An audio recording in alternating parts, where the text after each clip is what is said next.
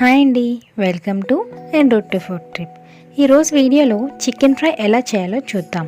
ఇదైతే regular chicken ఫ్రైలా ఉండదు, కొంచెం డిఫరెంట్గా ఉంటుంది. ఈ వీడియో మీకు నచ్చుద్ది అనుకుంటున్నాను. ఇంకా అది ఎలా చేయాలో ఏంటో చూద్దాం రండి.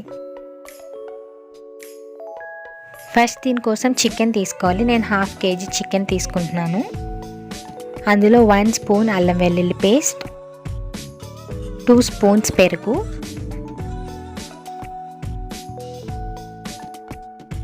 1/2 స్పూన్ పసుపు, 1 స్పూన్ సాల్ట్, 1 స్పూన్ నూనె, 1 spoon garam masala, 1 spoon chicken masala, 1/2 lemon juice వేయాలి.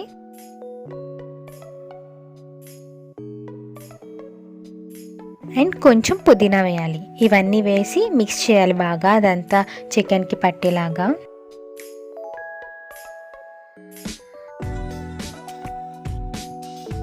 ఇప్పుడు అందులో కట్ చేసుకున్న ఒక చిల్లి వేయాలి, వేసి మిక్స్ చేయాలి. మిక్స్ చేశాక అది ఫ్రిడ్జ్లో పెట్టాలి. ఒక 30 minutes వరకు మ్యారినేట్ చేయాలి. ఇప్పుడు ప్యాన్ తీసుకుని అందులో ఆయిల్ వేసి అది హీట్ అయ్యాక కాజు వేయాలి. కాజు వేసి అవి బ్రౌన్ కలర్లోకి వచ్చేదాకా రోస్ట్ చేయాలి.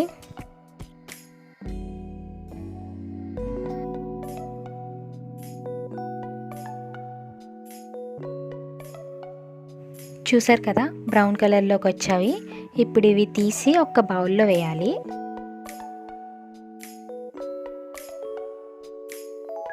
అవన్నీ తీసి బౌల్లో వేసాక అదే ఆయిల్లో కట్ చేసుకున్న 3 పచ్చిమిరపకాయలు, కొంచెం కరివేపాకు వేయాలి.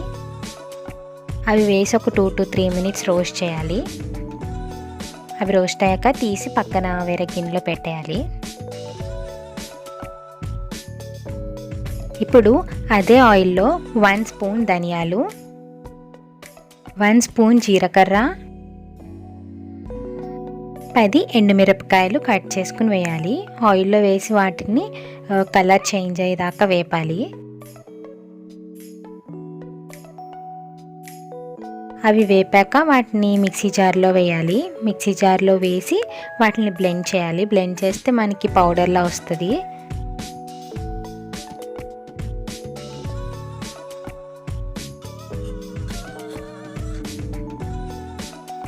బ్లెండ్ చేశాక చూసారు కదా, మనకి ఇది పౌడర్ వచ్చింది.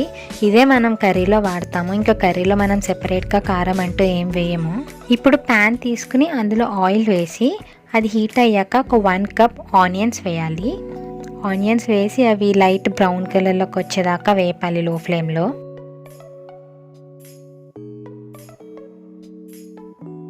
ఆనియన్స్ ఫ్రై అయ్యాక ఇప్పుడు అందులో మ్యారినేట్ చేసిన చికెన్ వేయాలి. మ్యారినేట్ చేసిన చికెన్ వేసి ఒక 2 to 3 minutes దాన్ని తిప్పాలి.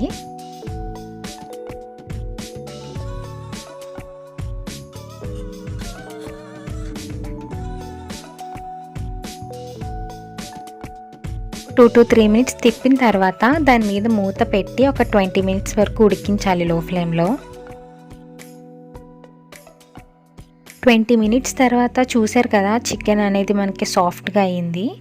ఇప్పుడు అందులో 1 స్పూన్ కసూరి మేతి వేయాలి. అది వేసాక ఒకసారి మిక్స్ చేయాలి. ఇప్పుడు అందులో ఇందాక మనం గ్రైండ్ చేసి పక్కన పెట్టాం కదా పౌడర్, అది ఒక 2.5 స్పూన్స్ వేయాలి. ఇంక ఇందులో మనం కారం ఏమి యూస్ చేయము, అదే వాడతాము.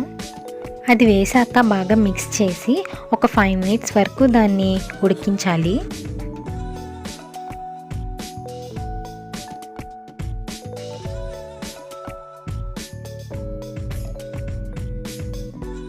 అది ఉడికాక ఇప్పుడు లాస్ట్లో మనం కొంచెం కొత్తిమీర వేయాలి.